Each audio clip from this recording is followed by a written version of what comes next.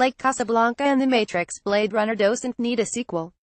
But the Hollywood gods saw fit to give us one, and fortunately, they put Denis Villeneuve in charge. Blade Runner 2049 is gorgeous, and it's well worth the luxurious 163-minute runtime, even if there are underlying issues. Ryan Gosling stars as K, one of the new generation of android Blade Runners. Programmed to combine reliable obedience with human ingenuity, he hunts and retires older replicants who escaped the system.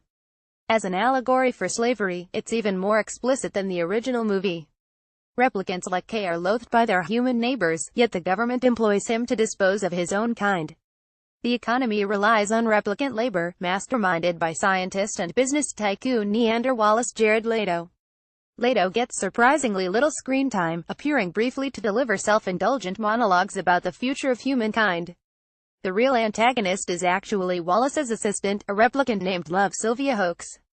As Kay investigates a case that leads him to Rick Deckard, Harrison Ford, and a potentially world-changing revelation, Love stalks him every step of the way.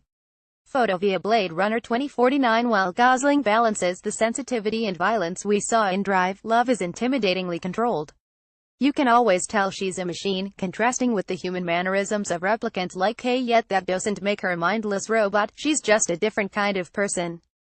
She and Kay share a relentless drive to perform duties that undermine their own personhood, obeying their human employers.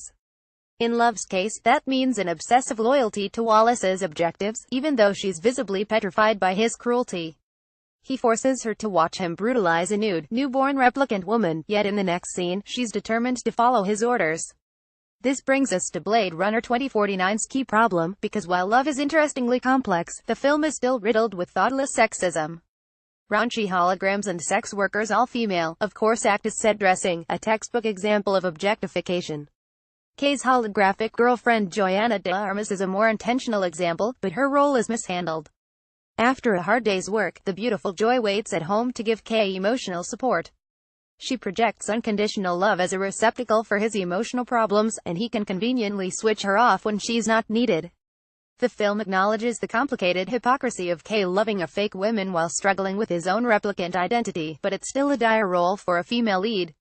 It's especially tiresome to see it after Ex Machina, a film that dissected the female sex butt trope.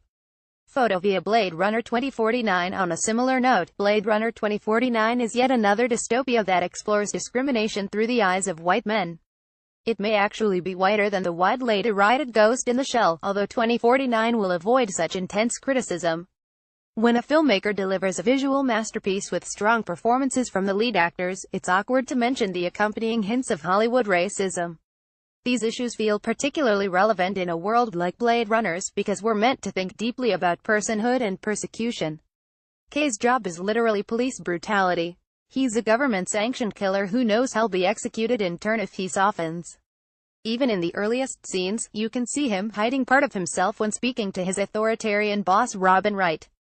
This kind of allegory borrows the impact of discrimination and transposes it onto someone who looks like Ryan Gosling. When Blade Runner 2049 was announced, it was hard to feel optimistic. The original is a perfectly self-contained noir story, and it influenced the visual design of every cyberpunk movie since. Blade Runner is an aesthetic unto itself, and it's nothing short of a miracle that Blade Runner 2049 looks so good without feeling like a ripoff. Production designer Dennis Gassner seamlessly blends those familiar, grimy cityscapes with new locations and an ambitious use of color. It's a masterpiece of undetectable CGI and real-world set design, plus Star Wars levels of detail for technology like Kay's flying car. And after 13 nominations but 0 wins, cinematographer Roger Deakins must be a shoo-in for this year's Oscar.